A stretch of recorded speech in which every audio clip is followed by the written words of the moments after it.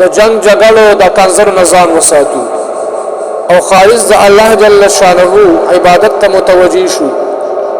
ځکه محترمو چې په دې میاشت کې د الله جل شانه رحمتونه او برکتونه هغه د باران په شان په تیزۍ راورېږي.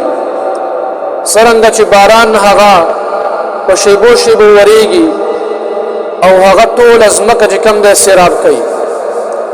که چېرته یو انسان دغه باران ته یو کاسه کېږدي یقینا چې دغه کاسه په ملتونو کې چې کوم دی د اوبو نه ډکېږي. خو هله به ډکېږي محترمو چې کله دا کاسه صحیح پرته وي.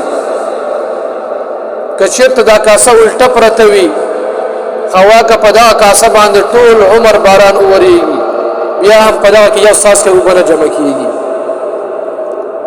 دغه شان د رمضان المبارک په میاشت کې د رحمتونو او برکتونو هم د باران په شان په تیزۍ راورېږي.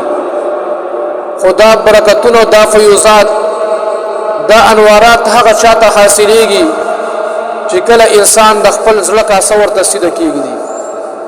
خپل زړه چې کوم دی هغه د غلطو خیالاتو نه د غلطو خیالاتو او دغه شان د غلطو سوچونو د غلطو خواهشاتو نه چې کوم دی خپل زړه محفوظ وساتي. او په دې میاشت کې چې کوم دی خاص د الله جل شانه عبادت ته متوجي شي، ذکر اذکار ته متوجي شي، او به په خصوصي طور سره چې کوم دی د قرآن مجید تلاوت ته چې کوم دی هغه متوجي شي. ځکه محترمو د قرآن مجید د رمضان المبارک سره ډېر خاص ربط دی.